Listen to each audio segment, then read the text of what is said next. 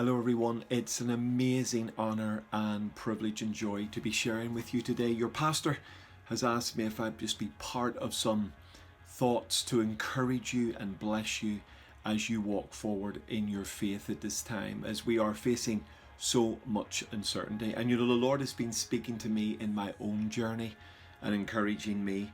I love this beautiful verse that God speaks to Paul about, and he says this: my grace is sufficient for you, for my power is made perfect in your weakness. Many of you will know, of course, that the Lord spoke those words to Paul in the midst of a profoundly difficult season in his life. In fact, it was so difficult, it's described as a thorn in his flesh. Now, we're not quite sure what that thorn was. There's lots of views and lots of theories, but actually it was so pronounced and so difficult in the experience of Paul that he sought God 3 times to be released from this thorn.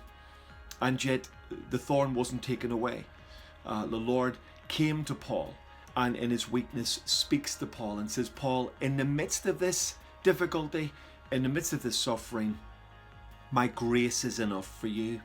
And in fact, my power is completed or made perfect in your weakness.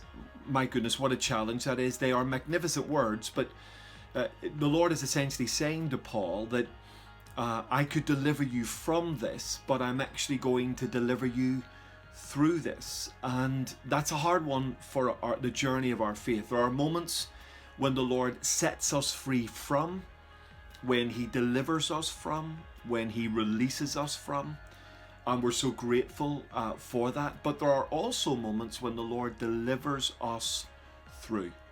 And that's an incredible challenge to us, when the thorn isn't taken away, when the answer doesn't come, when we don't get the release, when we can't make sense of what is going on around us.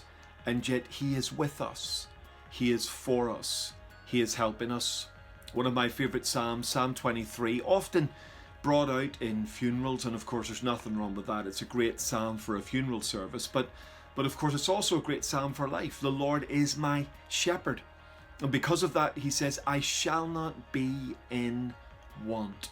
And I love the idea that he leads me to the green pastures. He helps me lie down beside the still waters. He restores my soul. And I love the idea that the soul there is restored in connection to green pastures and still waters, that in the context of the feeding from the Lord and resting in the Lord, our souls are restored. And I love that. And David says, of course, in that great psalm, even though I walk through the darkest valley, or the shadow of death in some translations, or death shadow, even though I walk through that, even though I'm in an oppressed and difficult situation, you are with me. Love that. He is with you in the midst of corona. He is with you in the midst of uncertainty in the stock markets. He is with you in the midst of government confusion. He is with you in the midst of your personal challenge. He is with you in the midst of self-isolation.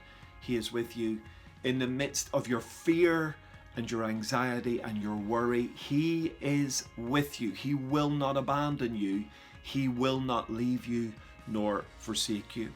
There's a beautiful, beautiful story captured for us in Genesis 16, and Abraham, under pressure from his wife Sarai, essentially pushes Hagar out of the house. Now Hagar has had a baby to Abraham, and she finds herself in the midst of a traumatic situation, a moment when she is completely alone, and it looks like she and the baby will die.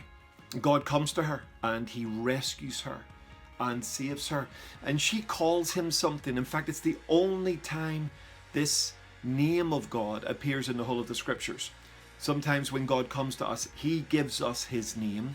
Sometimes others around us help us because they know him and they speak his name. But there are beautiful moments in the scriptures when the person experiencing the grace of God names God, gives God a name. And Hagar gives God this phenomenal name. She calls him El Roi, the God who sees me. And I love that. In the midst of our uncertainty, he sees you. He sees me. And this morning when I got up to do my devotions at 6 o'clock in the morning, he saw me. As I'm going about my everyday business, he sees me. As I am anxious and fearful, he sees me. And wherever you are right now, remember this, that his grace is sufficient for you. Whatever that thorn looks like for you at this season, his grace is enough.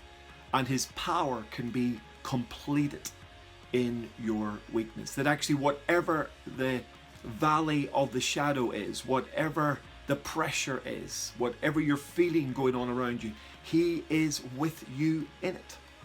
And wherever you are, whatever you are walking through, he sees you.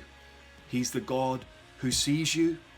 He's the God who is with you, and he is the God who is for you. And I want to encourage you in these days of uncertainty, stand in those truths. Let your faith speak to your fear and see God's grace and glory sustain you and even help you overcome the circumstances you're in. I pray God bless you. I pray his grace and his peace and his mercy upon you, and may you have a blessed day and a blessed week in Jesus' name.